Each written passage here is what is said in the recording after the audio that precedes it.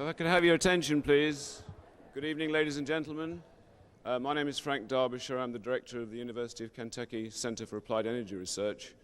I'd like to welcome you all to this unique occasion. In fact, I'm not quite sure which way to turn here. I'm told that this auditorium has never been filled so much before. Well, I don't intend to drag out the proceedings. I would like to first of all start by inviting the University President, Dr. Charles Wethington, to give some welcoming remarks. Dr. Wethington.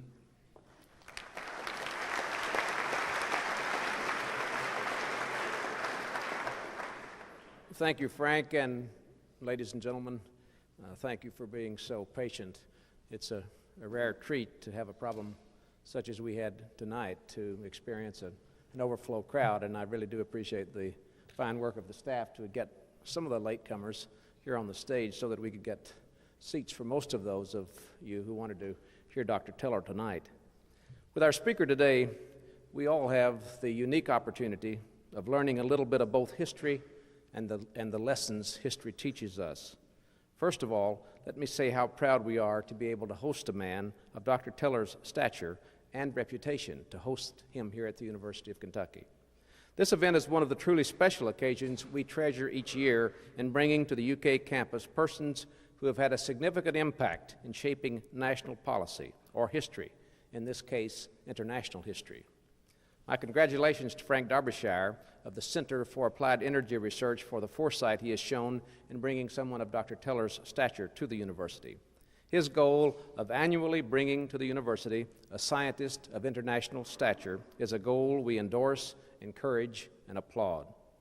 Through the efforts of the Center, the College of Engineering, the Kentucky Geological Survey, and others on campus, I believe that the University of Kentucky is making a difference in the quality of energy research that is being done in the U.S. today. I welcome each of you this evening. We're in for a rare treat. It's my pleasure to be a part of this ceremony this evening.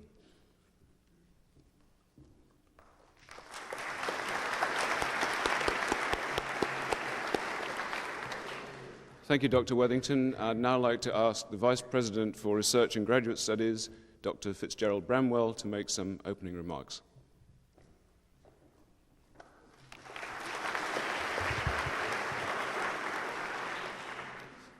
Good evening. It is indeed a pleasure to see such an overflow crowd for something besides basketball.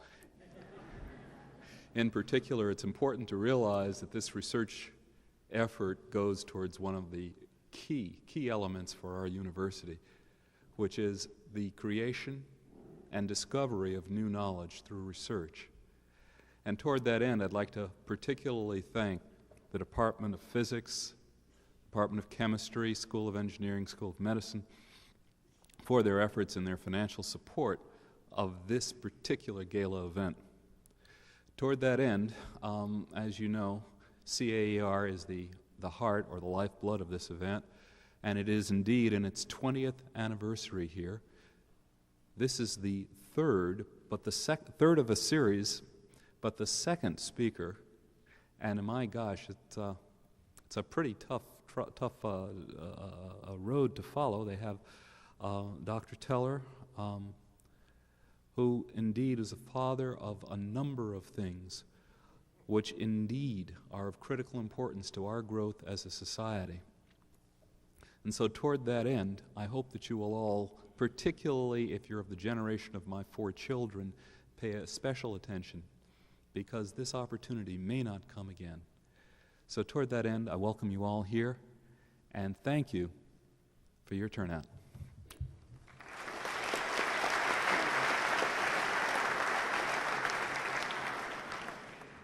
Well, my last duty is to introduce Dr. Bertrand Davis, who's an Associate Director at the Center of Applied Energy Research, and he is the person who was so instrumental in bringing Dr. Teller here, and he will make the introductory remarks.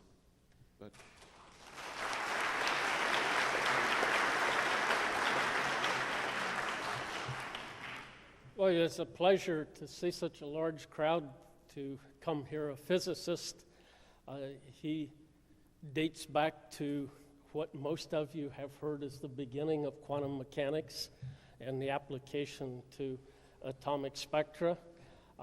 As an aside, he worked on weapons and that is what he will describe tonight, the history of nuclear weapons. And in this instance, the speaker has a longer history than nuclear weapons, so it's a pleasure to introduce Dr. Edward Teller.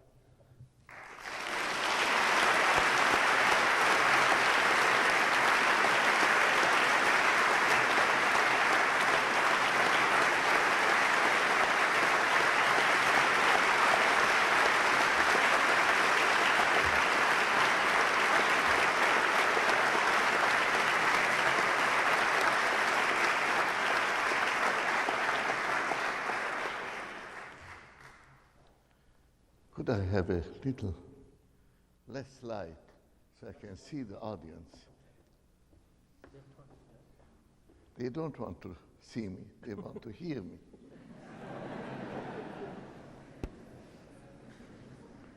And I want to see how many of you go to sleep. I will try to talk briefly about a very many-sided subject. I obviously will be quite incomplete. I hope that when I stop, and I hope I will, I hope to have plenty of questions. The questions need not be polite. The questions need be short. And I will promise you to answer every question, to give you an answer whether I have one or not. So believe everything what I give in my talk, and believe my answers at your own risk.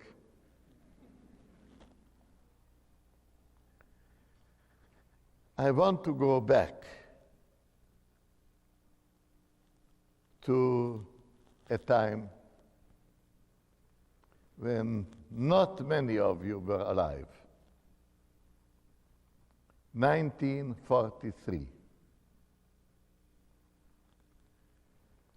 I spent a year, a very wonderful, interesting year, in Copenhagen, Institute of Niels Bohr.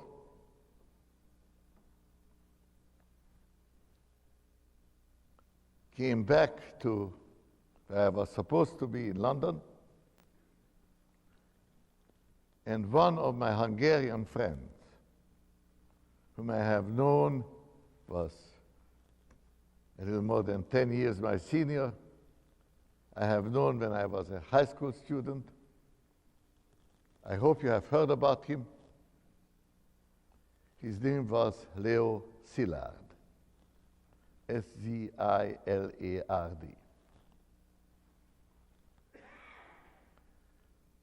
And he told me that one should use,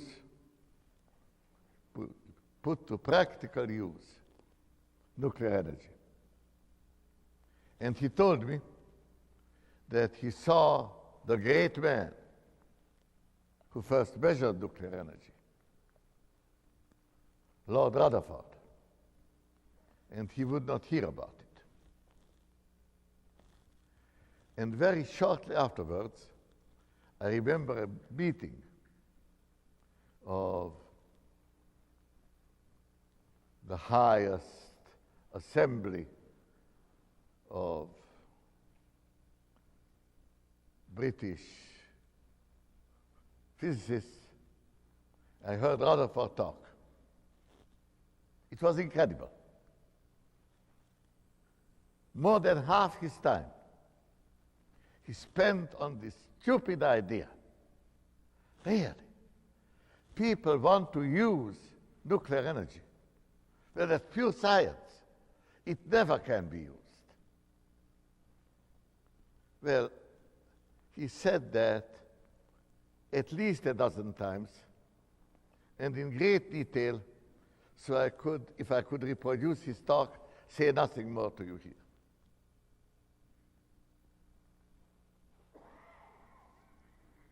Szilard actually had some concrete proposals that did not work out. 2 years later, 1945, I found myself in the United States at the George Washington University, Washington, D.C., teaching physics and doing physics research very happily. And we had an annual conference. And at that annual conference, the great physicist Niels Bohr arrived and gave us the story that uranium splits. Now that is a remarkable story in itself. You know that atomic nuclei are composed of two kinds of particles. They are quite similar, except one is charged, one is not, the proton and the neutron.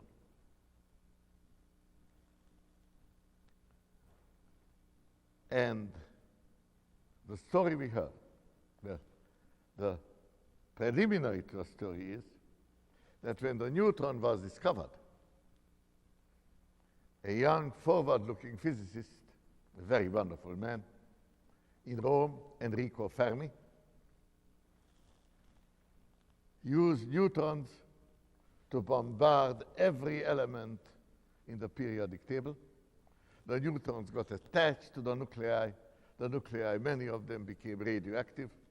He discovered scores of radioactivities.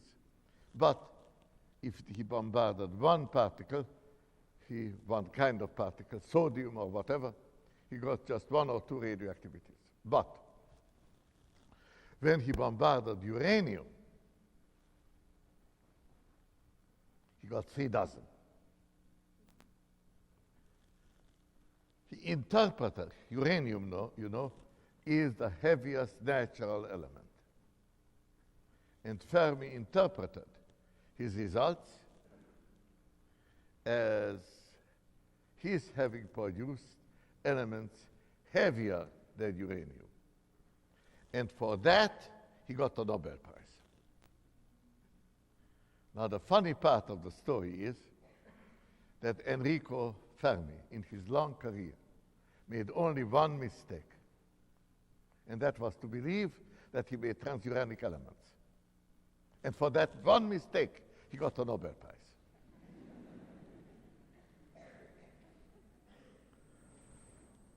A few years later, 2 German physicists, Hahn and Strassmann, in the Kaiser Wilhelm Institute in Berlin, discovered the truth. Uranium is so heavily charged that due to the repulsion of the electric forces, it is ready to split. Not quite ready. But you add a little energy and it splits. That is fission. We heard about it. I could tell you lots more. The point is that when the conference was over, all the guests gone home, my wife and I relaxed, telephone, Szilard. When I can see you. Came down in a few hours. He wanted to know about whatever we heard about fission. Because in that process, while the uranium splits, some neutrons might get loose. And then, if from one splitting more than one neutron gets loose, that can cause more than one splitting, and you get more and more, and after this thing multiplying itself 50 times, the whole material goes up. That is the way how to release nuclear energy. And he was right. It was a sheer guess. He told me about it coming down for a visit and seeing a few people on that occasion. But not many weeks later, he called me away when I was just trying to, not very successfully, play with a violinist, Mozart duet. Szilard on the phone, I found the neutrons. Then it was clear it could be done, somehow. Nobody paid attention. Fermi went to the Navy, they listened politely and threw him out. And Fermi was not going to go around and sell his goods to other people. Now, Szilard was a very ingenious person. He could do everything, with one exception. He could not drive a car. And therefore, in a nice day in the summer, when I was guest lecturing at Columbia, he came to me, "Will you drive me out to Einstein?" I did. We arrived, not without difficulty, because Szilard did not know the address.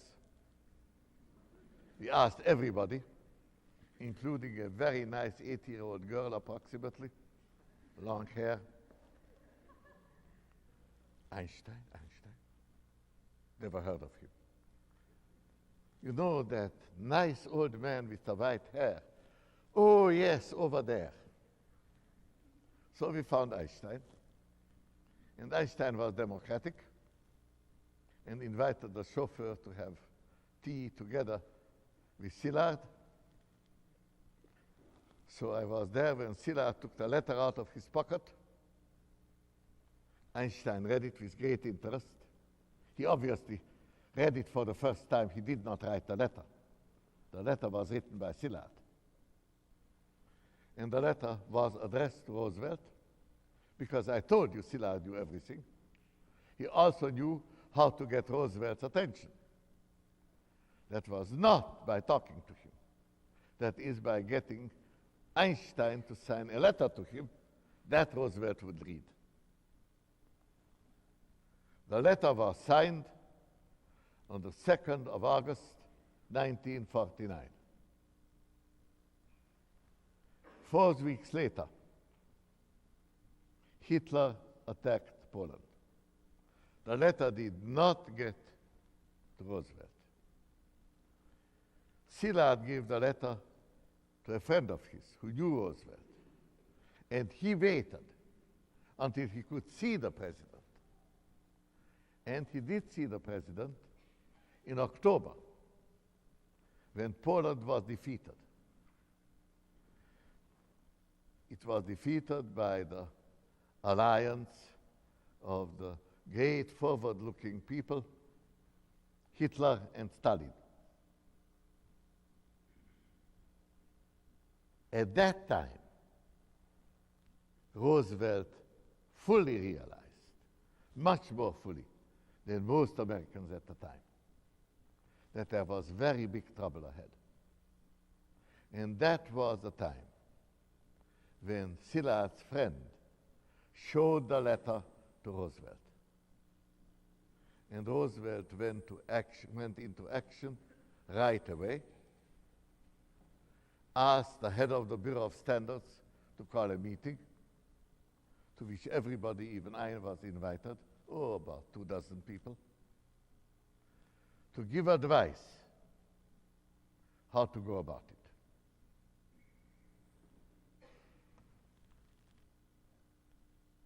One of the people invited was Fermi. But Fermi said he's sick and tired of the whole thing. He does not want to hear about it. I was Fermi's good friend, so I had the next mission. I was promoted from chauffeur to messenger boy. Went to Fermi, come to a meeting. No, I won't. But I tell you what I would say if I came. So he did not come. And when my turn arrived, I said, here is what Fermi would tell you if you were here. The way to make things work is not to use uranium, not to use it directly. But uranium has two isotopes, meaning two nuclei, two kinds of nuclei, having the same charge, the same chemical behavior, the same number of protons. But the number of neutrons is different. The neutron-rich isotope, uranium-238, is very generally available and undergoes fission only if bombarded with fast neutrons.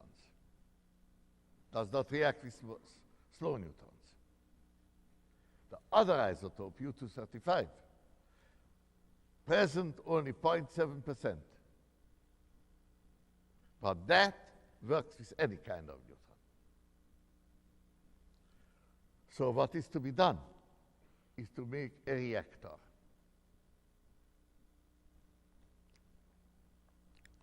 Where neutrons get slowed down and then allowed to interact with uranium. And at low energies, this little uranium-235 becomes very effective and keeps the reaction going.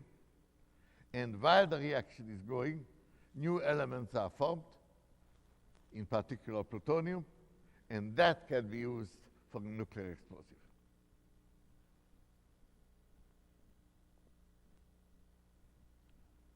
All of this I recited, not because I knew it, but because I knew Fermi. And the armed forces were represented by a colonel who said it cannot be done. And a long discussion. Finally, I had my chance to contribute to it. And again, not my wisdom, but that of Fermi. I said, we want to work on it. We have university jobs. We don't need support. Uranium is dirt cheap, no trouble. But to slow down neutrons, you have to have very pure graphite. Collisions, elastic collisions, by giving recoil to carbon nuclei, reduce the energy. But the neutron must not be lost. It must undergo 100 collisions and more without getting absorbed. And graphite will not do it unless it is very pure. And therefore we need pure graphite. And therefore pure graphite is expensive and we don't have the money. And we want to get going. And how much do you need? $20,000.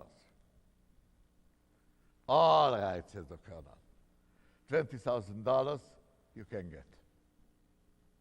The day was saved. And Szilard nearly murdered me for not having asked for more money. Of course, I was innocent because I was merely quoting Fermi. That is how we got started. I got involved. I had one great virtue. In one respect, I was better than anybody else. The two main characters, Fermi and Szilard, did not like each other. And I was on good terms with both. I was needed because that way Fermi and Szilard could be gotten together. So I was invited into a project from the very beginning. And during the beginning of the war. It was not yet official, but almost official. One day, walking back from lunch, again with my good friend Fermi, you know, Fermi speaking, you have worked on the energy on the stars. They are not made by uranium. They are made by a collision between hydrogen nuclei. Very clumsy process. If you use not hydrogen, but heavy hydrogen, not two protons, but two hydrogen-like nuclei, each having a proton and a neutron, then you could release energy. What about it? Hydrogen bomb. Heat it with a fission bomb and get the thermonuclear reaction.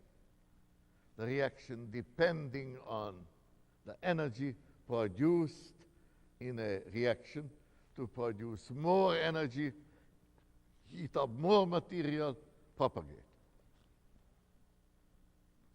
I thought about it carefully and found out it could not be done.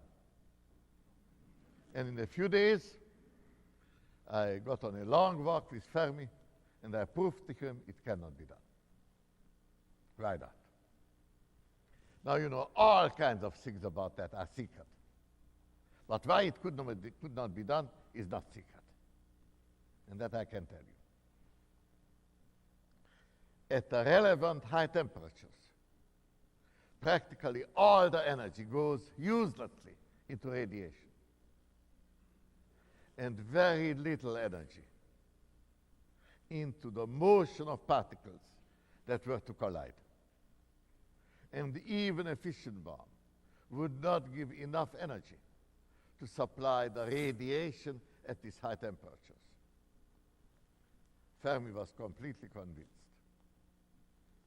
A few months later, Pearl Harbor, I was invited to participate full-time. Fermi and some others were already working very effectively on the reactor that was to produce the explosives for the atomic bomb. I was invited but left without a job. Do whatever you like. I was also given a nice collaborator, originally from Poland, Emil Konopinski. I told Konopinski, all right, I have this nice idea from Fermi that doesn't work, the hydrogen bomb. Let's write it down and prove that it doesn't work. So no other people will uselessly spend their energy on it. The more we worked on it, the less complete our proof got.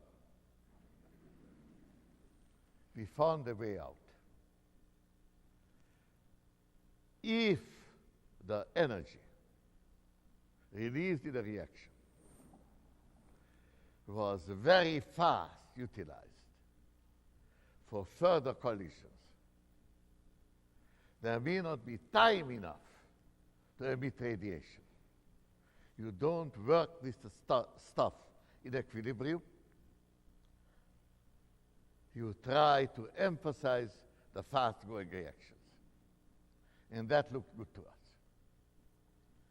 Within a short time, Oppenheimer got the charge of taking care of the theories of nuclear explosions. He called a conference to which I was invited, and Konopinski. We presented the idea, and it seemed so attractive that practically the whole conference was on it. And furthermore, Oppenheimer reported back to the leader of the whole project, Compton, telling him, you know, there is much more in this than just fission. This is much too complicated a matter. We cannot just do it in the existing institutions. We need an extra secret place where to do it. He recommended Los Alamos, and that is how Los Alamos got started. In less than a week, I'm sorry, less than a year, we assembled at Los Alamos. At first, a couple of hundred people. At the end, by war's end, the workers were a few thousand. But not on the hydrogen bomb. Why not? The reason was that the fission bomb turned out much more difficult than we imagined. In the fission bomb, straightforward, if you put together enough material, so before the neutrons could escape, they made a fission. Then the fissions multiply, and you got a big yield. But you had to put the parts together.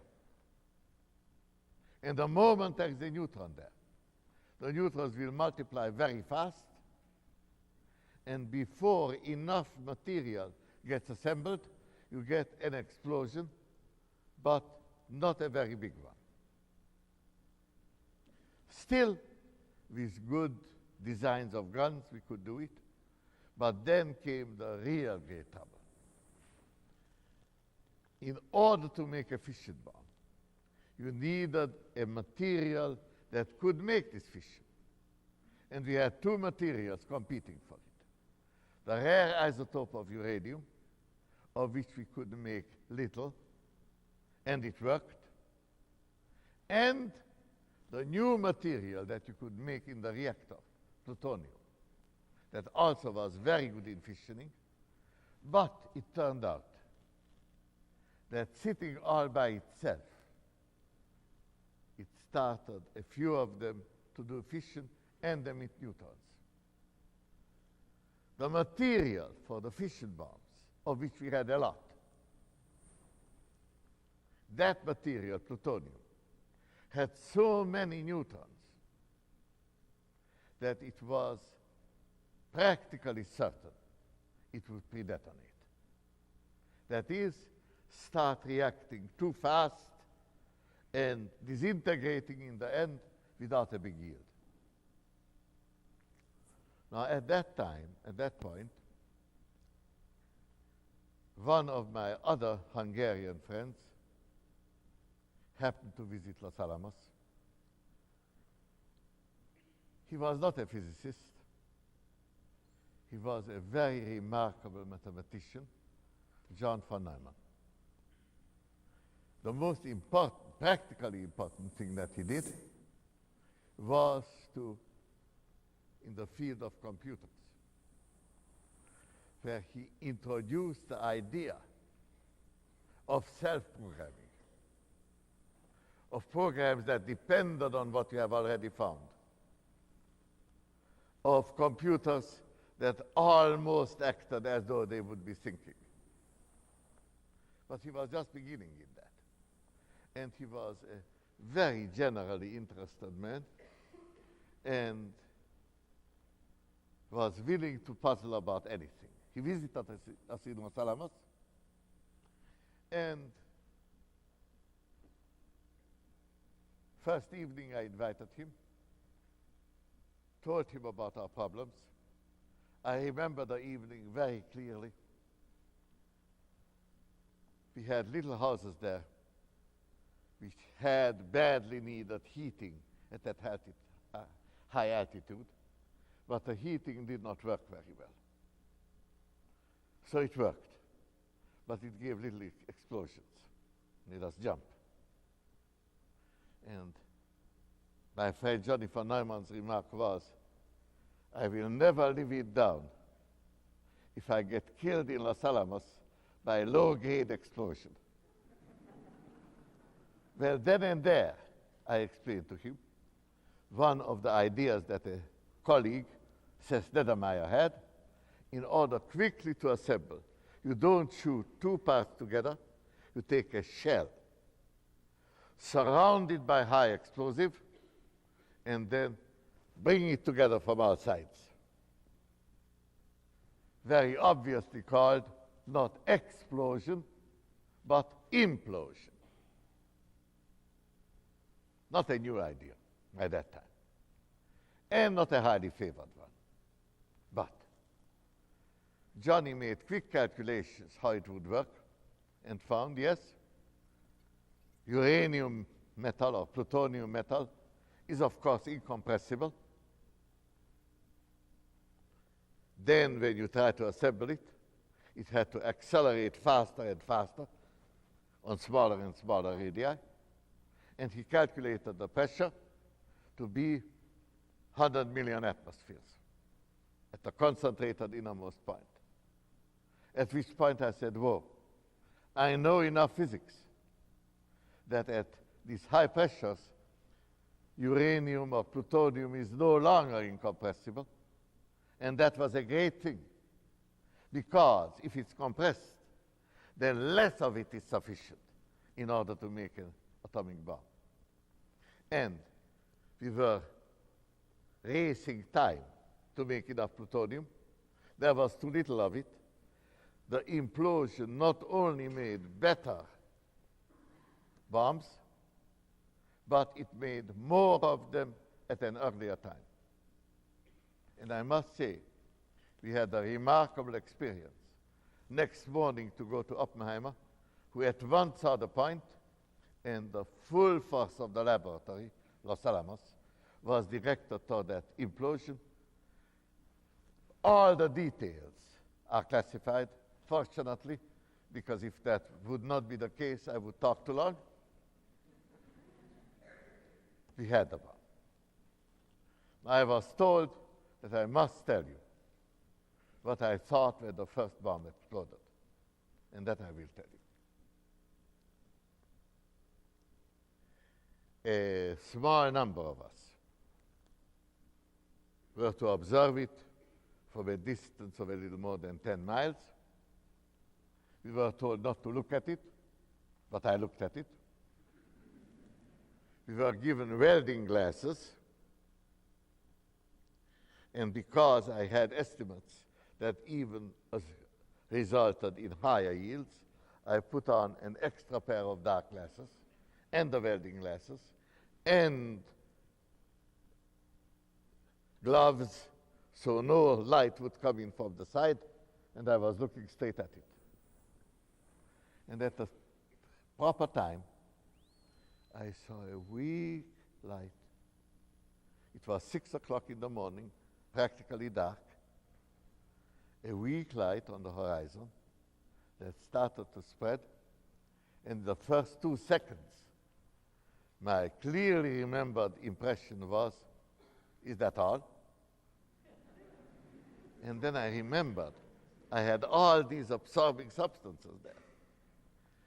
So I tipped the absorbing glasses and looked out at the sand next to me.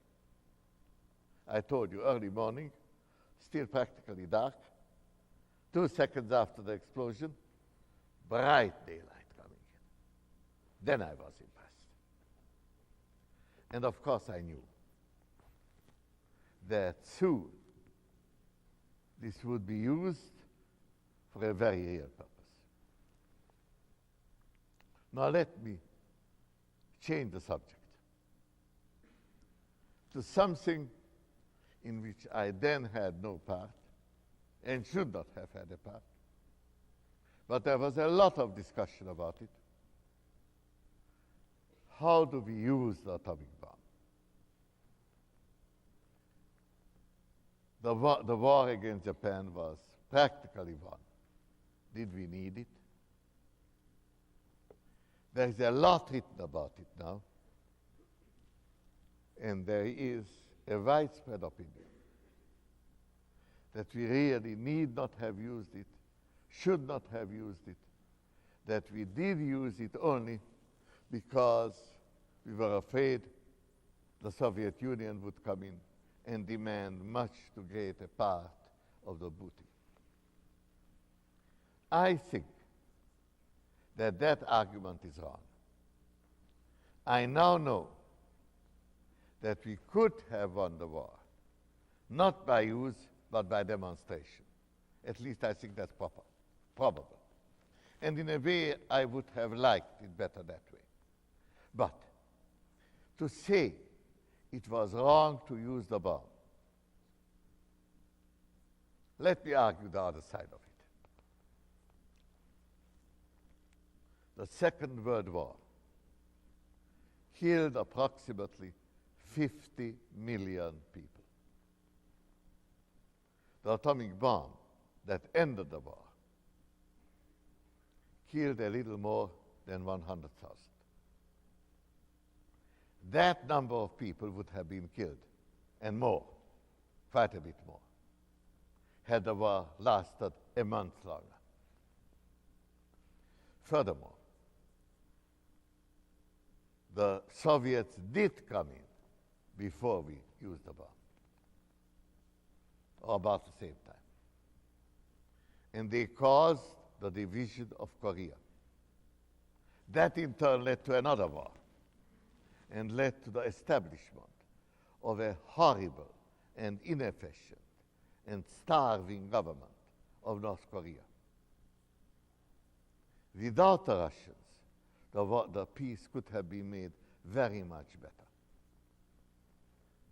I am not telling you that Hiroshima was fully justified. I am telling you with a lot of emphasis that the argument has at least two sides.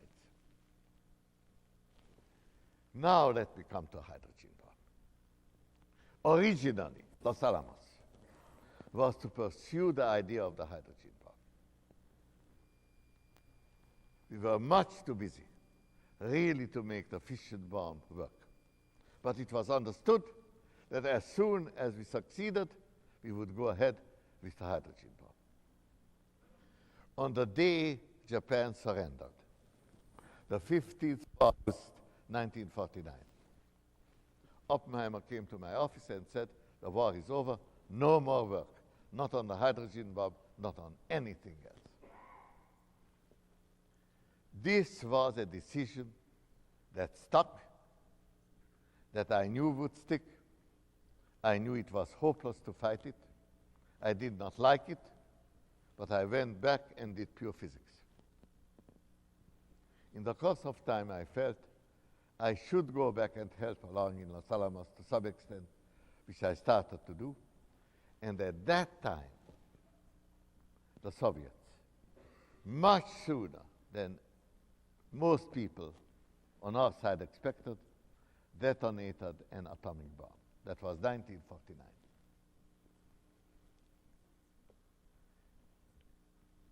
At that time, I felt that they will get ahead of us in the hydrogen bomb as well, unless we act. And furthermore, it was wrong to stop with partial knowledge. We should work on the hydrogen bomb. We should find out everything about it that we possibly can. The majority of the physicists were against it. They did not want to work for any weapon unless a war so obviously important as the war was with Hitler was going on.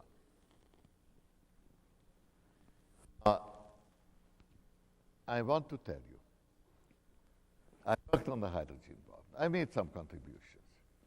If I had not done it, others would have done it. No importance. But one thing was important. The hydrogen bomb was top secret. The number of people who knew about our discussions on it were very few. And the number of people whose advice was taken in Washington was also very few. Among those people who had a possibility to be listened to, there was perhaps not more than a dozen, all good scientists. I was the only one who said it could be done and it should be done. The senator who made the relevant decisions Senator McMahon, asked me to come in and brief him. Before I could do that, a representative of the Scientific Advisory Committee, called GAC, General Advisory Committee, the secretary came to me and said, please don't go to see the senator. Don't spoil the opinion, the unanimous opinion, that a hydrogen bomb cannot be done. It was not an easy decision, and it made my work in physics almost impossible later, because all the good collaboration possibilities were gone. I went and saw McMahon. I did not see Truman. I saw him and one other important person. Truman heard about it and made the decision. Go ahead and do anything you can on the atomic bomb or the hydrogen bomb. Now, the way how that discussion went among scientists is an important historical fact. And I don't want to spend the time that I have already used up. I don't want to tell you more about it, except I want to tell you where you can find out about it. And I would like to recommend that the university here do a little bit of multiplying an important document, which is the April 1st issue of the Bulletin of Atomic Scientists. That was the opinion of the scientists, with a big article of Einstein equating the hydrogen bomb to military dictatorship. I also wrote in it a rather ineffective one, Oppenheimer a short one, Urey a thoughtful one. I think it is a very interesting document.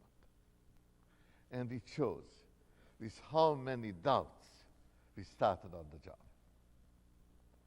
What did the Russians do? We did not know. We know today. On the atomic bomb, they started out without our ideas.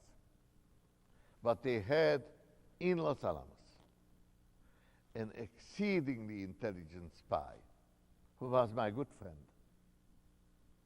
Of course, I did not know he was a spy. Klaus Fuchs. He gave a complete design to the Soviets, and the Soviet atomic bomb of 1949 was a very good copy of what we did. But our ideas about the hydrogen bomb were then just developing. That was not transmitted to the Soviet Union. In the end, after a lot of discussion, I had a solution convincing enough so that none of my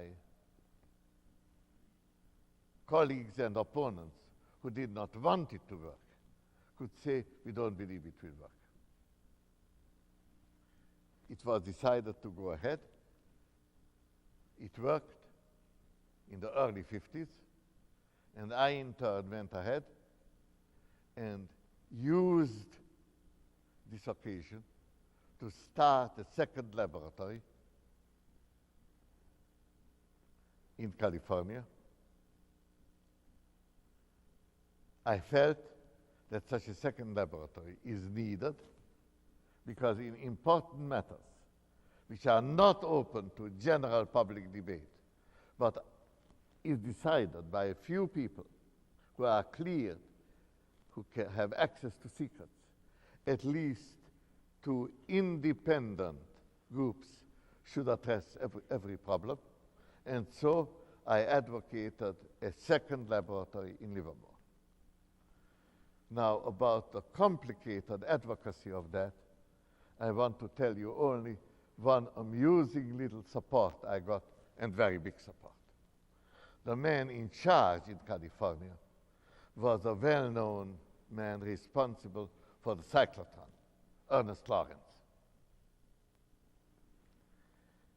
And I was advocating a second laboratory, advocating a hydrogen bomb. And Lawrence was asked, now, Stella, can we believe what he says? Isn't he exaggerating? And Lawrence, who wanted to help me, gave a wonderful answer, really inspired.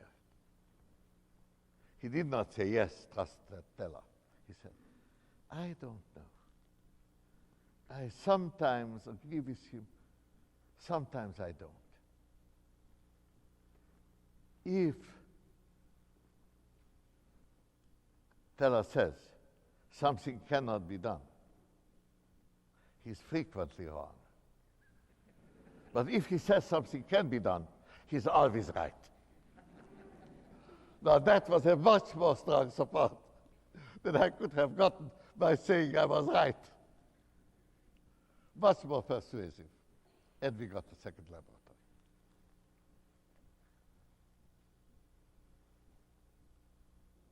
I would like to conclude by jumping to the present day and to the future. The Soviet Union is no more.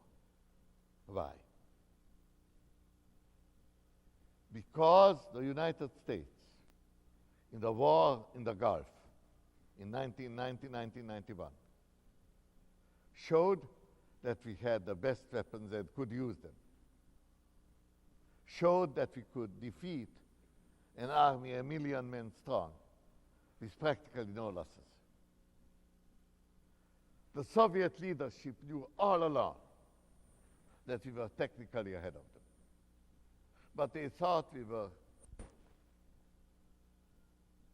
appeasers. We never can make up our minds. The United States won't count. In the Gulf War, we showed that we can make up our minds. And the Soviet government collapsed 4 months later. That was roughly 4 or 5 years ago. In the meantime, what do we do? The proliferation of atomic weapons is a worry on everyone's mind. I claim that the popular opinion, there is danger in knowing too much, that popular opinion is wrong. I think the real danger is not to know enough.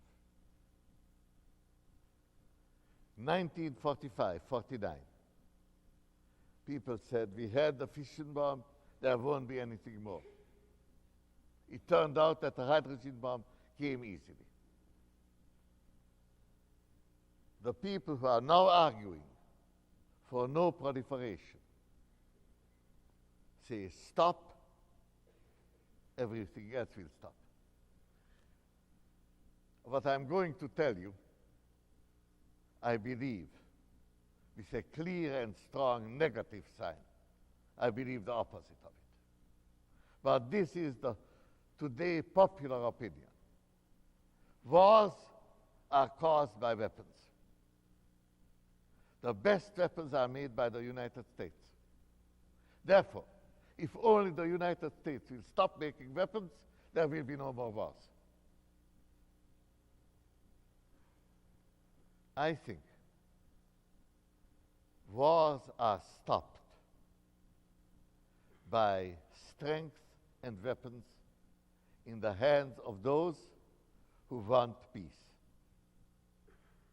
That is how we have used the atomic bomb in peacetime, balancing what the Soviets could do, but never actually using them. Today, people are afraid of science, of too much knowledge. I think we must be afraid of nothing but too little knowledge.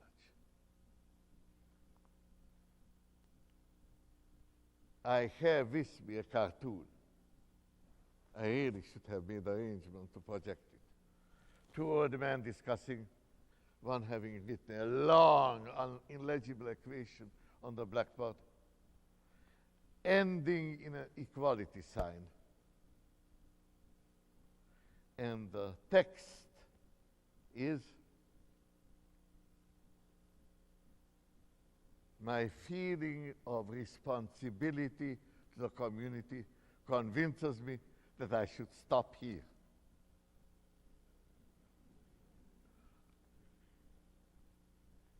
This is something new in the United States. The United States had been unequivocally for progress. When I arrived here 60 years ago, whatever was new was good, even if it wasn't. It may have turned out not to be good, but we took it for good in the first approximation. And that led to enormous strength. Today, everything that is new is under suspicion. How to change this? I don't know, but I will tell you. We not only should pursue what is new, we should turn it to the advantage, not of ourselves, but of everybody. I wish I could give you good examples. I will give you some, not because I think the best, but because the only ones I can think of better ones. Develop a missile defense. Missiles today are more dangerous than atomic weapons. They are widely available and can take war in a very short time for that are not announced in advance for a good purpose. One thing we could do in everybody's interest, not in ours. Second,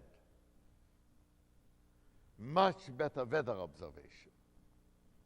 Today we have weather observation over 10% of the world.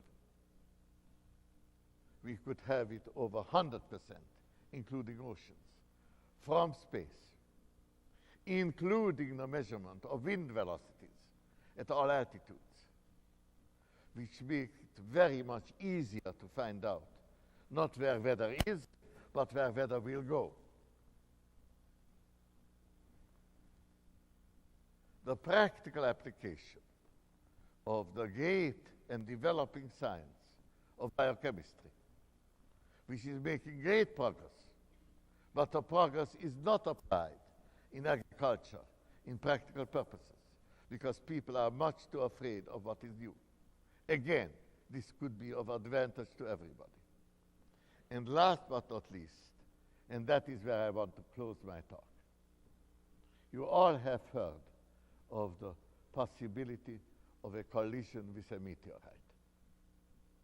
The last biggish collision was with my meteorite that arrived 5 months after I was born in Siberia, was a little more than 100 feet across, exploded in the air, and laid flat a few thousand square miles of forest. Had that happened over New York? No New York. That kind of collision is expected, maybe once every few hundred years. The one really big explosion was a collision with a meteorite more than 10 miles across. And we have very precise knowledge of it. A big crater in the Caribbean. The date, 65 million years ago. It killed 90% of all living beings. It ended 70% of all genera, including it put an end to the dinosaurs. Our ancestors, being small and modest, not needing terribly much sunlight, which was excluded by the dust raised by this horrible process. Our ancestors had their chance then. I want to be unfair. I don't want to be succeeded by something even better than we, and I would prefer not to go the way of the dinosaurs. Now, this is something that we know how to do, and the first steps are being taken now by a better observation of all meteorites that might collide with us. We have methods, actually more gentle methods than atomic explosions, to deflect meteorites, except the very biggest ones. For the very biggest ones, I'm afraid, the only way to handle them are with nuclear explosives. All these are possibilities to be undertaken jointly for joint purposes. I think science will not again become popular unless and until we clearly find ways how to collaborate with others, how to overcome secrecy, how to develop what is new and promising, not for one military purpose, but for all purposes, including the military purpose of preventing wars. Thank you very much.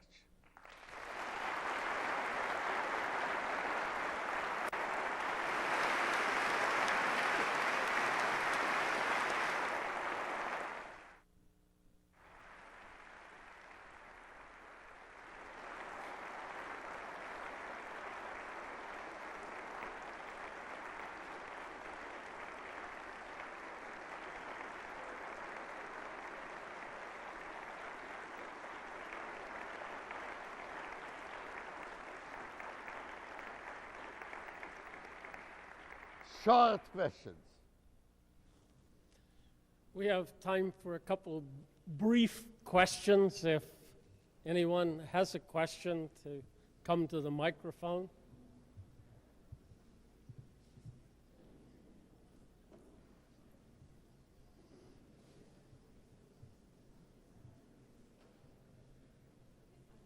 If you have no questions, you either have understood everything or nothing. Question? Yes, I had a question. You discussed, of course, that a strong peacetime deterrent is important to preventing war from occurring. What about the possibility of a suitcase bomb, for example, by a state that we can't identify? Suppose somebody was to blow up a major U.S. city or another major world city, and we don't know who did it. How do we respond to that? Do you have any thoughts? I did not hear the question sufficiently. Could you repeat it? Sure. No, you repeat it. I can come up there and just talk loud. Suitcase bomb that we don't know who caused it. How do we retaliate? Look,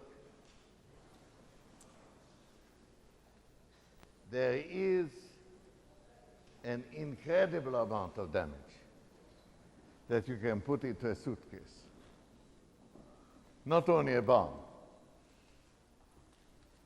biological agents. The defense against a suitcase bomb exists. And the best defense, the only defense, is infiltration. These things cannot be done by single people. You need at least a somewhat sizable organization. by participating, by telephone tapping, and a number of other things. You can do something about it. And if there is international cooperation between scientists trying to prevent, not only here but everywhere else, terrorism, I think we'll make a good record. I would like to tell you that as far as I know, terrorism was something very important and very disastrous around 1900. Terrorism was the immediate cause of the First World War, when the Crown Prince of Austro-Hungary was killed in Sarajevo. At that time, the terrorists were aiming at queens and prime ministers and whatnot. Today, we have democracy, and the terrorists are aiming at all of us. In the meantime, there seemed to have been much less terrorism. Now it's beginning to develop again. It's an important problem, but it has solutions which are not the same as the others. Given the recent shutdown of the reprocessing plants at Hanford and Savannah River and the slow shutdown of the gaseous diffusion plants and the recent non-proliferation treaty that's currently being signed and ratified, what do you think is the future of U.S. weapons development and deployment? Because of nuclear waste, what do you think of future nuclear development? Come to my lecture. Tomorrow morning, 10 o'clock. 10 o'clock in the law building. Actually, the proposal is make reactors foolproof by the only possible way. Exclude the fools. Everybody, including you and I, are foolish. And we can be foolish in a very ingenious way. All nuclear accidents have been due to foolish, easily avoidable mistakes. The way to avoid mistakes altogether is to put reactors underground and make them completely automatic. In your presentation, you spoke highly of J. Robert Oppenheimer. I wonder if you'd be good enough to tell this audience the role that you played in the destruction of his career.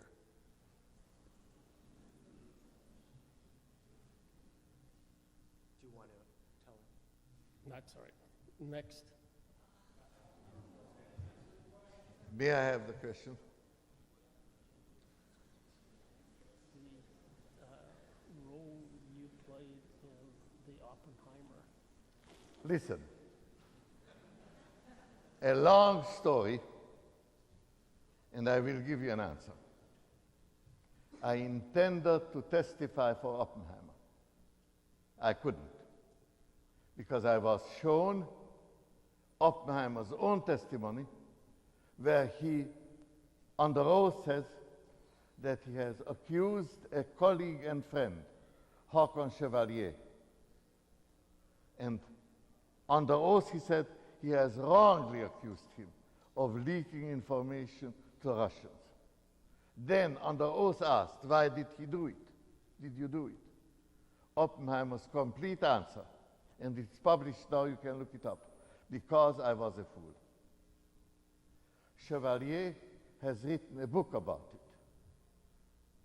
The title of the book is Oppenheimer, The Story of a Friendship.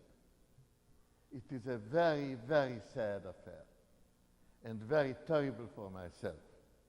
I would rather not talk about it, but the main reason is that Oppenheimer, for reasons not explained by him, not explained by anybody, has behaved in a manner that made it a little difficult to have the feeling he can be trusted.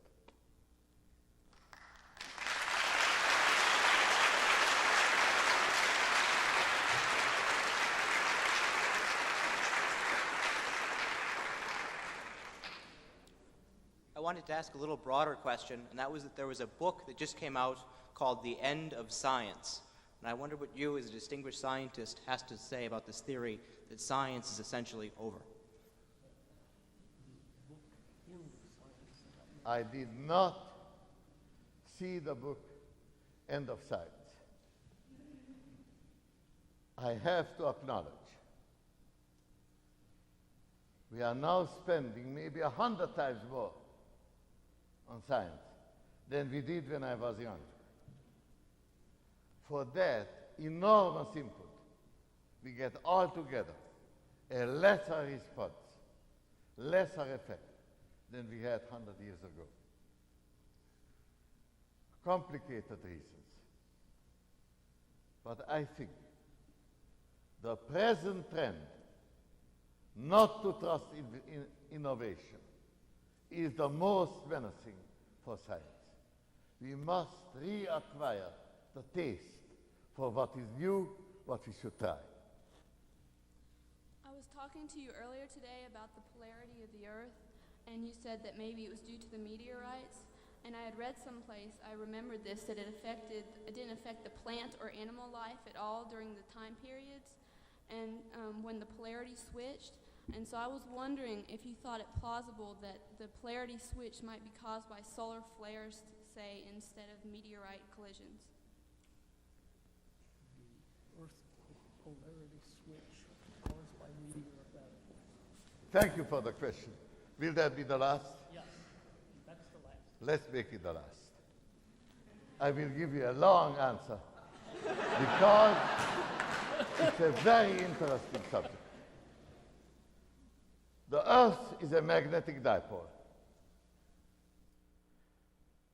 The poles of the magnet almost coincide with the poles of rotation. But we have conclusive evidence that the poles switch. Sometimes the magnetic pole is like this, and sometimes like that. The switches occur approximately 2 or 3 times in a million years. Why? I don't know, but I have an explanation. The generally accepted explanation for the magnetism of the Earth is that the Earth has a liquid iron core which is stirred around by gravitational release of energy. This will give all kinds of magnetic fields coupled in complicated ways, but in this coupling, order is made by the rotation of the Earth. But there are 2 good orders, all poles pointing this way or all that way. Now, the impact of maybe a mile across meteorite ionizes big amounts of the atmosphere and moves it, and moves magnetic fields in the surrounding of the Earth in a very effective way, and that represents a few percent of all the magnetic energy that could upset the somewhat weak equilibrium that ordered the magnetic moments. The Earth may lose its ordered magnetic field, and then the rotation will realign it in equal probability up or down. The wonderful possibility of science is to have the opportunity of making wild guesses. The guess I gave you is wild. I'm looking and looking for ways how I can make it true or untrue, prove it or disprove it. I worked a lot on applications. If I would have done all the time what I like to do, I would have not looked at anything but science. By too much application, too much, and even more by too much fear. There may be an end of science. That would be a very dreadful thing. And I think the possibility of the end of science is the greatest danger we are facing at the present time. Thank you very much.